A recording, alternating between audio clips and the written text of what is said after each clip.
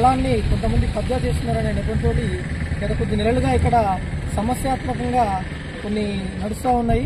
వాటి మీద ఒకసారి మనం ఉపాధ్యాయులతో చర్చించి తెలుసుకున్నాము. వారి మాటలు వారికి భూమిపైన ఎలాంటి హక్కు ఉంది వారి వివరాలు తెలుసుకున్నాము. సార్ నమస్తే.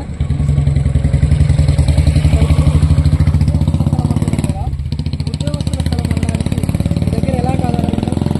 ఉద్యోగస్తుల స్థలం అనడానికి 1989 నుండి కూడా ఇక్కడ ఉద్యోగులు ఉపాధ్యాయులు అందరూ కూడా పిల్లల దగ్గర విద్యార్థుల తల్లిదండ్రుల దగ్గర విరాళాలు వసూలు చేసి ఆ క్రమంలోనే ఈ యొక్క స్థలాన్ని కొనడం జరిగింది.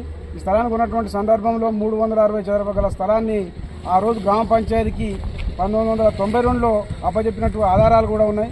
ఆ రోజు గ్రామ పంచాయతీకి ఇది లైబ్రరీ కోసం, ప్రజల యొక్క అవసరాల కోసం అందరికీ అందుబాటులో ఉండే విధంగా లైబ్రరీ కట్టాలనేటటువంటి ఉద్దేశంతోనే ఆ ఉపాధ్యాయులు ఉద్యోగులు ఇక్కడ నుంచి ట్రాన్స్ఫర్ అయిన సందర్భంలో గ్రామ పంచాయతీకి అప్పచెప్పారు 360 గదాలు.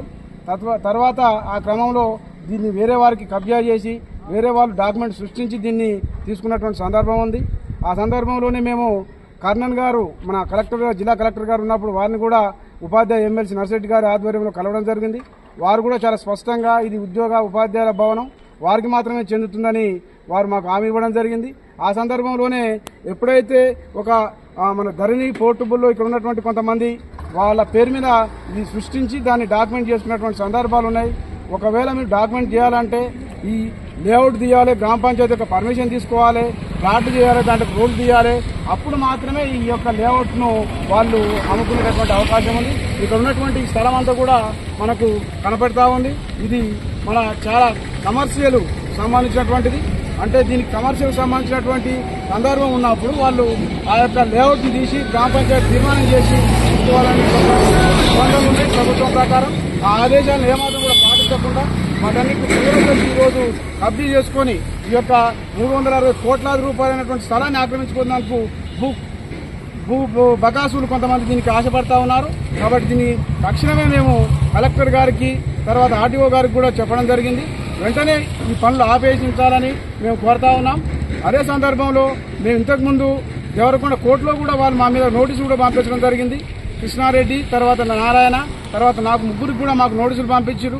ఒకవేళ మీ దగ్గర స్పష్టమైన ఆధారాలు ఉంటే మీరు ఎందుకు పని ఆపేస్తున్నారని మేము ప్రశ్నిస్తా ఉన్నాం. మా దగ్గర ఉన్నటువంటి ఆధారాలను కూడా మేము కోర్టుకు సమర్పించినాం. అది కోర్టు పరిధిలో ఉన్నది.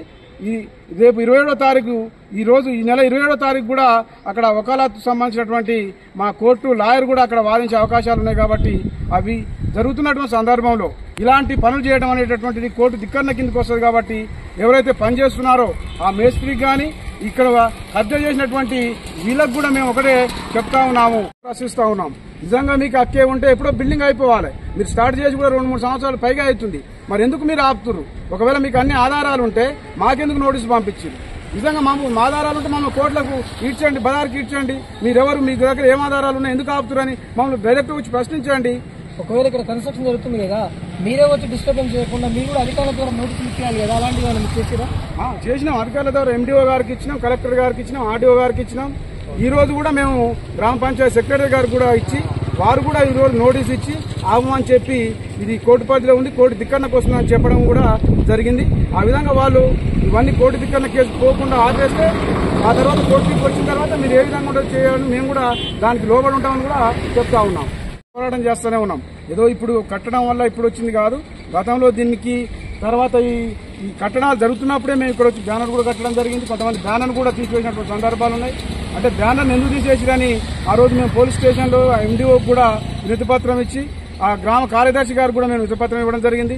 వారు కూడా స్పందించి ఇది గ్రామ పంచాయతీకి సంబంధించినటువంటి ఆ స్థలం ఉన్నదని కూడా వాళ్ళు మాకు రిటర్న్ గా ఇచ్చారు. గ్రామ పంచాయతీ నుంచి పంచాయతీ సెక్రటరీ గారు సస్పెండ్ కూడా అయినటువంటి సందర్భం ఉంది. ఎందుకంటే అక్రమంగా లేఅవుట్ లేకుండా నాలా పర్మిషన్ లేకుండా మరి కార్యదర్శి అయితే పర్మిషన్ ఇచ్చిండు, ఆ కార్యదర్శిని కూడా సస్పెండ్ అయిన సందర్భం ఉన్నది. అంటే దీంట్లో నిజాయితీ అనేటటువంటి మనకు కనపడతా ఉంది. ఏ విధంగానైతే కార్యదర్శి గారిని సస్పెండ్ చేసిరంటే ఇక్కడ ఉపాధ్యాయుల భవనం లేనిది, లేకపోతే పక్కన ఉన్నటువంటి ఆ శ్రీకృష్ణ గారి యొక్క డాక్యుమెంట్ లో కూడా ఉపాధ్యాయుల భవనం ఉన్నది.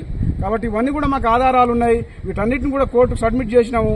ఈ యొక్క తీర్పు వచ్చేంత వరకు కూడా ఆగాలని మేము కోరుతా ఉన్నాం.